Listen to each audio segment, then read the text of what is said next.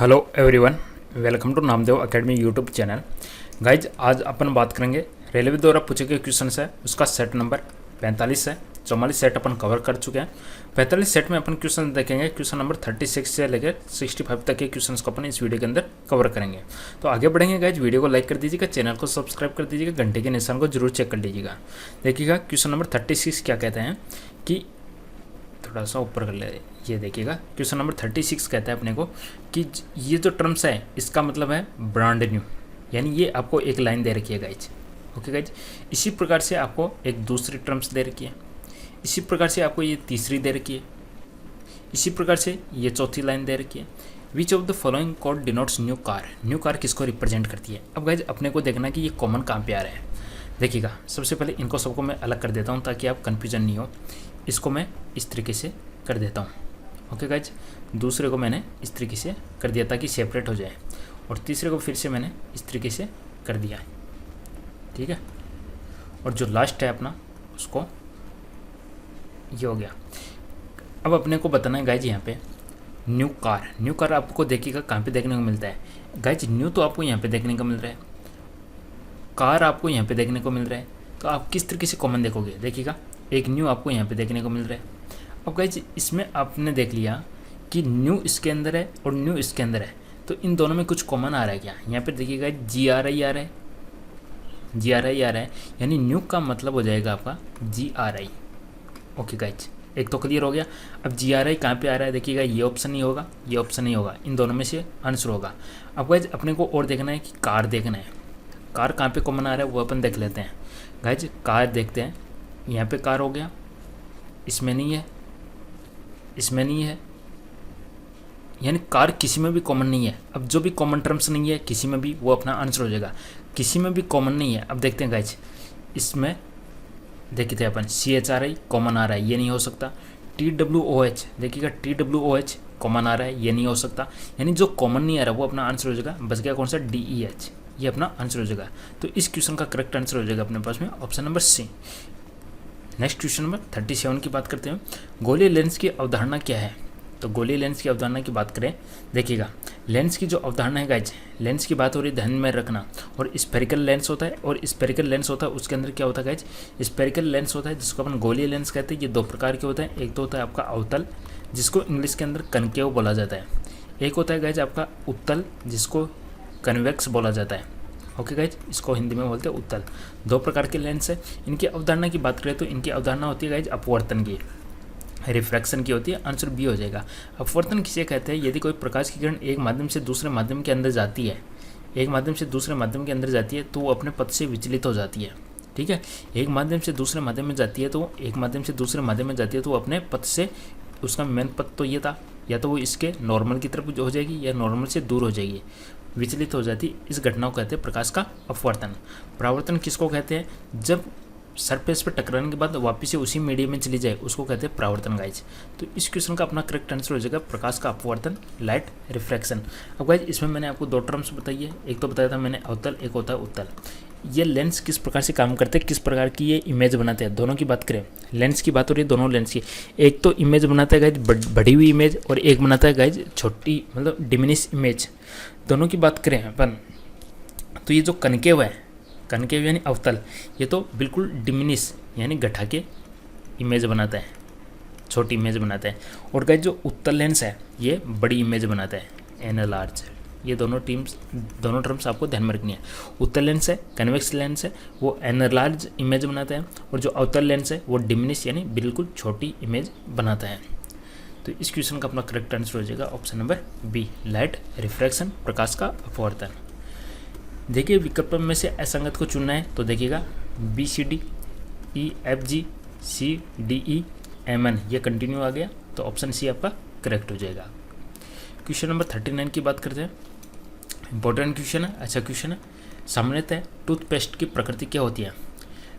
अपन जो toothpaste use में लेते हैं उसके अंदर किस प्रकार का नेचर होता है? तो देखिएगा गाइज, उसके अंदर जो नेचर होता है वो होता है बेसिक होता है, क्षारीय होता है।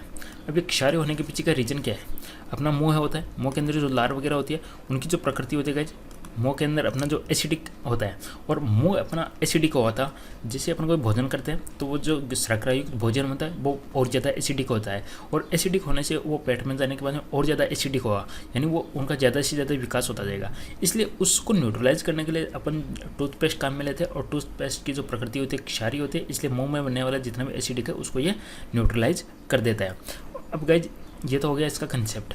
इसकी जो पीएच वैल्यू पूछे आपको, टूथपेस्ट की पीएच वैल्यू कितनी होती है, ये हल्का क्षारीय होता है, ये चीज़ और ध्यान में रखना है आपको, हल्का क्षारीय होता है, और इसकी जो पीएच वैल्यू होती है गाइज वो 8 होती है।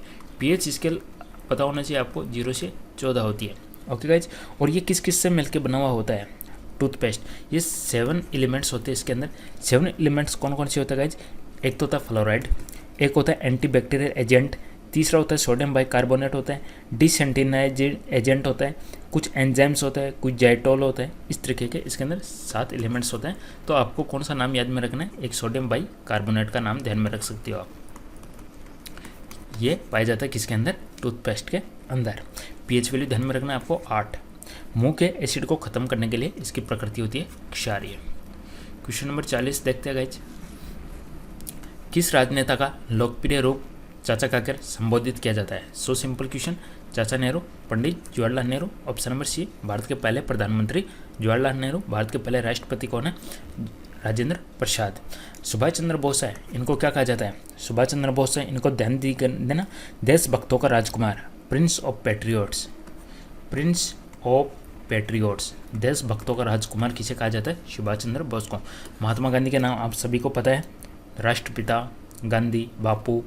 बाल गंगाधर तिलक है, इनको किस नाम से जाना जाता है? भारतीय अशांति के जनक, father of Indian unrest. Father of Indian unrest के जनक किसे कहा जाते हैं? बाल गंगाधर तिलक को। इनके और नाम क्या है? इनके और नाम है लोकमान्य और मराठा केसरी, ये सब इनके नाम है। ओके गाइज, नेक्स्ट बढ़ते हैं अगले क्वेश्चन की तरफ। Question number 41। निम्न में से कौन सा अब तक का ज्ञात कठोरतम पदार्थ है? सबसे हार्डेस्ट पूछा गया गाइज, हार्डेस्ट पूछा गया, आपका आंसर हो जाएगा डायमंड। और सबसे स्ट्रॉन्गेस्ट पूछे गाइज आपसे, तब आपका आंसर हो जाएगा ग्राफीन। ठीक है, स्ट्रॉन्गेस्ट ग्राफीन, हार्डेस्ट डायमंड। और ये किसका अपरूप होता है गाइज? हीरा हो गया, ग्रेफाइट हो गया, फुलरिन हो गए, ये सभी किसके अपरूप है? तीनों के तीनों कार्बन के अपरूप है। ओके गाइज, अब देखिएगा, ये प्रकृति में पाया जाता है सबसे कठोरतम, और आर्टिफिशियल तरीके से कृत्रिम रूप से पूछे आपसे, यानी लेबोरेटरी में बनाया हुआ कृत्रिम रूप से सबसे हार्डेस्ट कौन सा है? यदि गाइज आपसे एग्जाम में क्वेश्चन पूछा जाए कृत्रिम रूप से हार्डेस्ट कौन सा है, अगर कृत्रिम रूप से हार्डेस्ट पूछे तो आपको एक नाम ध्यान में रखना है, WARTZITE, बोरोन नाइट्राइड। यह गाइज कृत्रिम रूप से, और यह प्राकृतिक रूप से हीरा, wurtzite, boron nitride. Next question number 42। Hardest हो गया डायमंड और स्ट्रॉन्गेस्ट हो गया ग्राफीन। ग्राफीन ध्यान में रखना है, ग्राफाइट नहीं बोला मैंने, ग्राफीन बोला है। नेक्स्ट क्वेश्चन नंबर 42 की बात करते हैं अपन। क्वेश्चन नंबर 42 की बात करते हैं, देखते हैं क्वेश्चन नंबर 42 क्या कहते हैं। सबसे पहले इस टर्म्स को सोल्व करते हैं। 10 + 1/10 को 10 + 1/10 यानी 10 का इसमें भाग चला गया 100, 100 और 101/10 हो गया, और 101/10 ये नीचे है तो ये टर्म्स हो जाएगी मेरी 10/101। 1 - 10/101 हो जाएगा, और 101 में से 10 गए तो गाइज 91/101 हो गया। इसको सोल्व करते गाइज, 1 + 1/10 + 1/10 100 और 101/10, ये हो जाएगा मेरा 10/101, और ये हो जाएगा 101 और 10 111, 101 और 10 हो जाएगा 111/10। ये हो गया 91/101, दोनों को ऐड कर लेते हैं, नीचे 101 आएगा इसके, 111/101 + 91/101, तो 1 रेख 2, 9 रेख 10 हासिल रेख 1 रेख 2, नीचे 101, तो आंसर हो जाएगा 2। ऑप्शन सी, ऑप्शन ए आपका करेक्ट आंसर हो जाएगा। सिंपल सा क्वेश्चन है। Next question, question number 43। Pellagra किसकी कमी के कारण होता है? विटामिन की कमी से होता है गाइज। विटामिन की कमी से जो रोग होते हैं उनसे संबंधित एग्जाम में एक क्वेश्चन जरूर रहेगा, तो विटामिन टॉपिक अच्छे से याद कर लीजिएगा। 1 नंबर पक्का करने के लिए कुछ भी पूछा जा सकता है। ठीक है, रत एक टोपी, इनको तो अपन याद कर लेते हैं, vitamin A B C D E के। और आपको एक ट्रिक और है, थोरा न्यू पेंट पर बसा, इनको अपन कर लेते हैं B1 B2 B3 B5 B6 B7 B12, ठीक है। B9 को बोला जाता है फॉलिक एसिड, राइबोफ्लेविन बोला जाता है गाइज B2, फॉलिक एसिड बोला जाता है B9 को, एस्कॉर्बिक एसिड बोला जाता है गाइज विटामिन सी को, नियासिन बोला जाता है विटामिन B3 को, थायमिन बोला जाता है विटामिन B1 को, ठीक है। तो B1 को थायमिन बोला जाता है, B2 को राइबोफ्लेविन बोला जाता है, B3 को नियासिन बोला जाता है। और गाइज जो पेलाग्रा है, ये जो रोग होता है वो विटामिन सी की B3 की कमी से होता है, जिसको बोलते हैं नियासिन, ठीक है। राइबोफ्लेविन की कमी से कौन सा रोग होता है, ये अपन देख लेते हैं। देखिएगा, विटामिन सी या एस्कॉर्बिक एसिड है, उसकी कमी से होने वाला रोग है स्कर्वी रोग, ये तो आपको पता है। तो इस क्वेश्चन का अपना आंसर हो जाएगा नियासिन, ठीक है। जो B2 है, राइबोफ्लेविन है, इसकी कमी से रोग होता है गाइज आंखों के अंदर लालपन आ जाता है, त्वचा का फटना वगैरह हो जाता है। इसी प्रकार से गाइज ये पेलाग्रा है, इसके अंदर भी जैसे कि डायरिया, स्किन रिलेटेड डिजीज होने लगती है, ठीक है। फॉलिक एसिड जो विटामिन B9 है, इसकी कमी से एसिडिटी, एनीमिया, थकान, इस तरीके की मतलब बॉडी के अंदर कमजोरी वगैरह आने लग जाती है फॉलिक एसिड विटामिन B9 की कमी से। क्वेश्चन नंबर 44 की बात करते हैं। इसमें से अपने को बताना है, सिंपल सी सीरीज है और अच्छी सीरीज है, कुछ नहीं है गाइस। देखिएगा, 1 का क्यूब, पहला है 1 का क्यूब -1, दूसरा गाइस 2 का क्यूब -1, तीसरा 3 का क्यूब -1, 4 का क्यूब -1, 5 का क्यूब -1, तो ये हो जाएगा 6 का क्यूब -1, तो 216 -1, आंसर हो जाएगा 215, option D. Okay, next question number 45। इसमें से आपको बताना है कितने त्रिभुज है। देखिएगा गाइज, सबसे पहले इसको ले लीजिएगा, अंदर वाले को, 1 2 3 4 5 6 7 8, 8 है, तो अंदर वाले में कितने हो गए, 8 × 2 16 हो गए, 16 त्रिभुज अंदर वाले में। इसी प्रकार से गाइज बाहर वाले में भी 16 बन जाएंगे, और 16 + 16 हो जाएंगे 32। करेक्ट आंसर हो जाएगा इस क्वेश्चन का 32। इसके अंदर टोटल त्रिभुज हो गए 32। नेक्स्ट क्वेश्चन, पत्थर के कोयले का महत्वपूर्ण उपयोग क्या होता है। तो गाइज, पत्थर के कोयले का महत्वपूर्ण उपयोग होता है धातुओं के निष्कर्षण में अपचयन अभिकर्मक के रूप में, धातुओं के निष्कर्षण में अपचयन अभिकर्मक के रूप में। देखिएगा, ऑक्सीकरण अभिकर्मक नहीं होता है, अपचयन अभिकर्मक होता है। औद्योगिक बॉयलरों के लिए ईंधन के रूप में भी काम में लिया जाता है, ठीक है। घरेलू ओवन के ईंधन के रूप में। लेकिन जो पत्थर का कोयला होता है, मेन पत्थर का कोयला, उसका किस रूप में यूज किया जाता है, पत्थर के कोयले का यूज में लिया जाता है धातु के निष्कर्षण में। जैसे कि आयरन का है, लोहे का एसिड है, उसमें से अपन पत्थर के कोयले को जलाएंगे। पत्थर के कोयले को जलाने से क्या होता है, कार्बन मोनोऑक्साइड पैदा होगा, और जो कार्बन मोनोऑक्साइड की वजह से क्या होता है, जो धातु का एसिड है उसमें से जो भी मेटल है वो निकाली जा सकती है। तो आंसर हो जाएगा गाइज, इस क्वेश्चन का करेक्ट आंसर हो जाएगा रिड्यूसिंग एजेंट के रूप में धातुओं के निष्कर्षण में। जैसे कि लोहे के एसिड से आपको लोहा निकालना है, तो आप पत्थर के कोयले का यूज कर सकते हो। पत्थर के कोयले के दहन से कार्बन मोनोऑक्साइड पैदा होती है, और कार्बन मोनोऑक्साइड है वो फेरिक ऑक्साइड बना के आपको लोहे के एसिड को अलग कर देता है, लोहे को अलग कर देगा। क्वेश्चन नंबर 47 की बात करें, इसमें क्या है, देखिएगा, 3 और 2 5, 5 और 1 6, 3 2 5, तो इसी प्रकार से 4 और 4 मिलके 8 बना देंगे, तो इसकी जगह आंसर हो जाएगा 4। Okay guys, option C. Question number 48, काफ़ी सिंपल सेट है ये, तो कोई ज़्यादा हार्ड नहीं है। देखिएगा, एक कूलम्ब आवेश में कितने इलेक्ट्रॉन होते हैं। तो एक कूलम्ब आवेश में होते हैं 6.25 × 10⁻18 इलेक्ट्रॉन। देखिएगा, आवेश के प्रवाह की रेट को कहते हैं विद्युत धारा, आवेश के प्रवाह की रेट को कहते हैं विद्युत धारा। आवेश की यूनिट होती है कूलम्ब, और टी की यूनिट होती है सेकंड। तो आई है, इसकी यूनिट हो गई गाइज कूलम्ब पर सेकंड, और कूलम्ब पर सेकंड को अपन एम्पियर भी बोल देते हैं। इसी प्रकार से क्यू की डेफिनेशन हो जाएगी आई × टी, आई को बोलते हैं गाइज एम्पियर × सेकंड। इस तरीके से जो कूलम्ब है उसको एम्पियर × सेकंड भी अपन बोल सकते हैं। ओके गाइज, तो सिंपल सी डेफिनेशन याद रखिएगा, सिंपल न्यूमेरिकल आ जाता है इसमें। तो इसमें जो इलेक्ट्रॉनों की संख्या होती है 6.25 × 10⁻18 इलेक्ट्रॉन। गाइज, एक चीज़ और ध्यान में रखिएगा, क्यू बराबर एन ई, ठीक है, क्यू बराबर एन ई। इस बेस पे आपसे पूछा जा सकता है सिंपल सा कि इलेक्ट्रॉनों की संख्या एक इलेक्ट्रॉन पे कितना होता है, क्यू बराबर एन ई। इस पे बेस पे एक न्यूमेरिकल आ सकते हैं, ठीक है। 3 टर्म्स है यहाँ पे, 3 में से 2 की वैल्यू दी हुई होगी, एक ही पूछा जाएगा। नेक्स्ट क्वेश्चन नंबर 49, इसमें से बताना है सही। देखिएगा, बी सी डी, इसी प्रकार से एल, जे के एल एम छोड़ दूँ मैं, एन आ जाएगा। एफ के बाद में जी छोड़ के एच आ गया, ओ के बाद में पी छोड़ दूँ मैं, क्यू आ जाएगा। आई के बाद में जे छोड़ के के हो गया, क्यू के बाद में मैं आर छोड़ दूँ, एस आ जाएगा। तो एन क्यू आर एस आ जाएगा, एन क्यू एस। तो N Q S, option A आपका करेक्ट आंसर हो जाएगा, यानी एक छोड़ के एक आ रहे हैं। क्वेश्चन नंबर 50, भारत के निम्न रक्षा उपग्रहों में से कौन सा 2019 में प्रक्षेपित किया गया था? सबसे पहले देखिएगा रक्षा उपग्रह है, और रक्षा उपग्रह उसको 2019 में, यानी डिफेंस सैटेलाइट है गाइज, और इसको लॉन्च किया गया था 2019 के अंदर। उसका नाम है EMI-SAT। रक्षा उपग्रह डिफेंस सैटेलाइट है, इसका मतलब होता है दुश्मन के रेडार को आइडेंटिफाइड करने के लिए ये मतलब भारतीय सेना की मदद करेगा। ठीक है, ये सैनिकों के लिए है, मिलिट्री के लिए है, इंडियन पर्पज के लिए। ठीक है, और इसका नाम है गाइज EMI-SAT। EMI-SAT की फुल फॉर्म क्या है वो आपको पता होना चाहिए, इलेक्ट्रोमैग्नेटिक, ध्यान में रखना, electromagnetic intelligence gathering satellite, electromagnetic intelligence gathering satellite. Guys इसको ऑपरेट कौन करता है, ध्यान दीजिएगा, defence research development organisation DRDO इसको ऑपरेट करता है। लॉन्च किसने किया? लॉन्च किया इसको इसरो ने। इसरो ने लॉन्च किया तो कहाँ से लॉन्च किया? सतीश धवन स्पेस सेंटर से लॉन्च किया। ठीक है, कब लॉन्च किया गाइज? 1 अप्रैल को किया था, 1 अप्रैल 2019 को इसको लॉन्च किया गया था। गाइज इंपॉर्टेंट क्वेश्चन है, सैटेलाइट से रिलेटेड जो भी साइंस एंड टेक्नोलॉजी से रिलेटेड आपको 2-3 क्वेश्चन एग्जाम में देखने को मिलेंगे। ठीक है, तो कोशिश करेंगे जितने भी लेटेस्ट सैटेलाइट लॉन्च किए गए तो उनका अलग से एक वीडियो आपको प्रोवाइड करने का। ठीक है, तो इसकी फुल फॉर्म मैंने बताई थी, इलेक्ट्रोमैग्नेटिक इंटेलिजेंस गैदरिंग सैटेलाइट हो गया।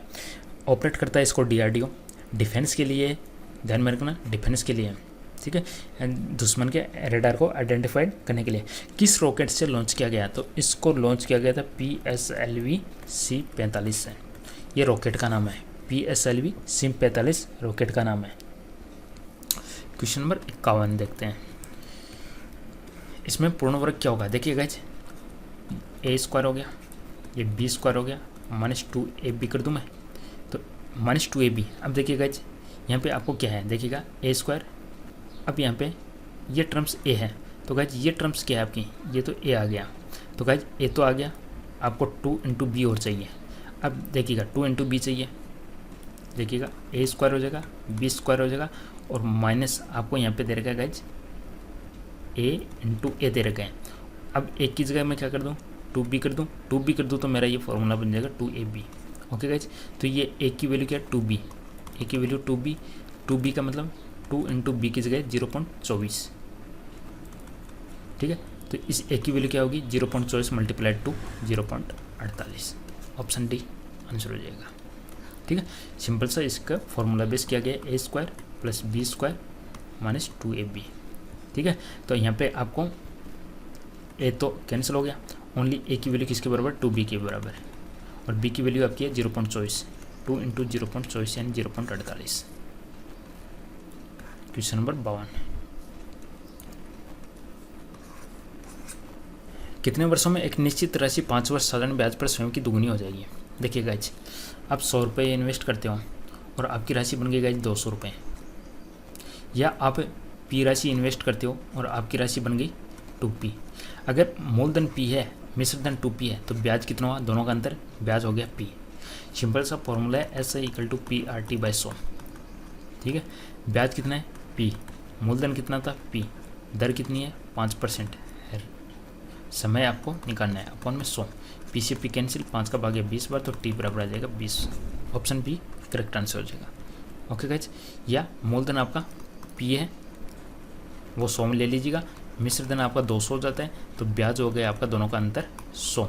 सिंपल सा फॉर्मूला लगा दीजिएगा PRT/100 वाला। ऐसा कितना है 100 = 100 × R × R की जगह 5 × T/100। ठीक है, 100 से 100 कैंसिल, 5 का भाग 20 बार, इसी प्रकार से आपका T की वैल्यू हो जाएगी 20। कैसे भी सॉल्व कर सकते हो। क्वेश्चन 53 देखते हैं, रवि सीधे दक्षिण की ओर, सिंपल सा क्वेश्चन है बट इंपॉर्टेंट क्वेश्चन है ये। रवि सीधे दक्षिण की ओर 4 किलोमीटर जाता है, ओके गाइज, बाईं ओर मुड़ता है और 6 किलोमीटर चलता है। वह दाईं ओर मुड़ता है, फिर से दाईं ओर मुड़ गया गाइज, और 4 किलोमीटर चलता है। प्रारंभिक बिंदु से दूरी ज्ञात कीजिएगा। इस पॉइंट और इस पॉइंट के बीच की दूरी आपको बतानी है, ये दूरी कितनी है गाइज। ओके गाइज, देखिएगा, ये 3 हो जाएगी, ये 3 हो जाएगी, ये 4 3 तो ये 5 हो जाएगा। ठीक है। इसी प्रकार ये 4 है, ये 3 है, तो ये 5 हो जाएगा। पाइथागोरस प्रमेय से 4 का स्क्वायर 16, 3 का स्क्वायर 9, दोनों का जोड़ के ऐड किया 25, 25 का रूट 5, तो 5 + 5 दोनों पॉइंट के बीच की दूरी होगी 10 किलोमीटर। ओके गाइज, वीडियो को लाइक शेयर कर दीजिएगा। 2 अंकों वाली संख्या के अंकों का योग 15 है, तो अंकों का अंतर ज्ञात कीजिएगा। ऑप्शन से जा सकते हो गाइज, ऑप्शन से जाइएगा, देखिएगा 8, 7, 15 हो गए, लेकिन अंतर 1 आ रहा है, ऑप्शन 1 गलत हो गया। देखिएगा ये तो 2 अंकों की संख्या ही नहीं है, ये ऑप्शन।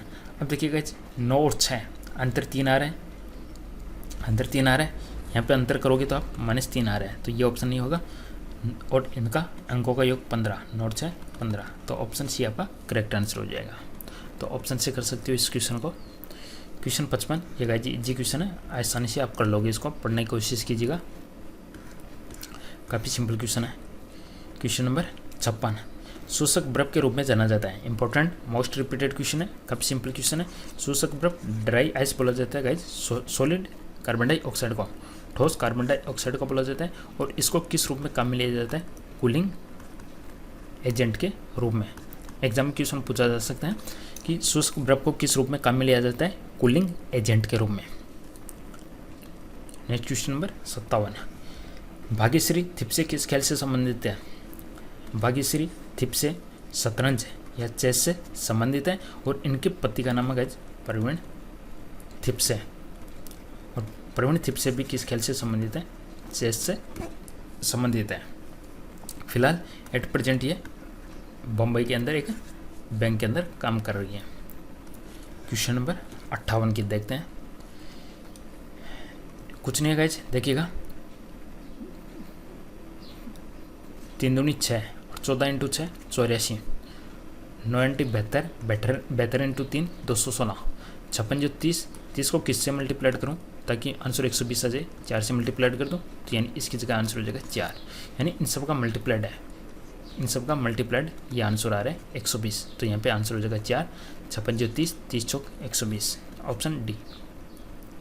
ओके, नेक्स्ट क्वेश्चन देखते हैं। विशेष ओलंपिक खेल 2019 में भारत ने कितने स्वर्ण पदक जीते? स्पेशल ओलंपिक गेम्स 2019 कहाँ पे आयोजित किए गए थे? अबू धाबी के अंदर, दुबई के अंदर, ठीक है, यूएई के अंदर आयोजित किए गए थे। यूएई कंफर्म करना इसको, यूएई है ये। ओके गाइज, और इसके अंदर इंडिया ने मेडल जीते थे गाइज 85, गोल्ड मेडल जीते थे 85 गोल्ड मेडल जीते थे, और सिल्वर जीते थे 154, और 129 जीते थे ब्रॉन्ज, और टोटल पूछे तो 368 मेडल जीते थे। भारत ने विशेष ओलंपिक खेल्स 2019 के अंदर 85 गोल्ड जीते थे, 85 गोल्ड, 154 सिल्वर और 129 ब्रॉन्ज, और टोटल जीते थे 368। तो आपको टोटल टर्म्स और ज़रूर याद रख लीजिएगा, 368 और 85। Next question number 60, enzyme ptyalin किसके अंदर पाया जाता है? तो गाइज एंजाइम पाया जाता है सलाइवा लार के अंदर। ये जो टाइलिन एंजाइम है ये पाया जाता है सलाइवा लार के अंदर। अब ये किस काम में आता है वो अपन देख लेते हैं। लार के अंदर तो ये पाया जाता है, और जो स्टार्च होता है उसको शर्करा के अंदर बदलने के काम आता है। और शर्करा के अंदर जैसे कि माल्टोज हो गया, स्टार्च को माल्टोज में, यानी जो भी स्टार्च है उसको शर्करा के अंदर बदलने में काम में लिया जाता है। इस शर्करा कुछ भी हो सकती है गाइस, डेक्स्ट्रिन हो सकती है, माल्टोज होता है, उसके अंदर बदलने में काम आता है। लार एंजाइम, टाइलिन एंजाइम होता है जो लार के अंदर पाया जाता है। क्वेश्चन 61 की बात करते हैं। निम्न में से किस तत्व में इलेक्ट्रॉन को आकर्षित करने की प्रवृत्ति सबसे अधिक होती है? Most important, most repeated question है। देखिएगा अट्रैक्ट इलेक्ट्रॉन्स, इलेक्ट्रॉन को अट्रैक्ट करने की कैपेसिटी सबसे ज़्यादा होती है गाइस फ्लोरीन के अंदर। अट्रैक्ट करने की, ध्यान में रखना, अट्रैक्ट करने की आंसर हो जाएगा option number C fluorine. Fluorine, chlorine, bromine, iodine, astatine group number 17 जिनको हेलोजन ग्रुप भी कहते हैं, उनके अंदर फ्लोरीन सबसे ऊपर पाया जाता है। ये क्वेश्चन हो जाएगा क्वेश्चन नंबर 62। क्वेश्चन नंबर 63 की तरफ बढ़ते हैं। सिंपल सा क्वेश्चन है। 63 क्या कहते हैं? साधारण भिन्नों में निम्न में से कौन सा गुण होता है?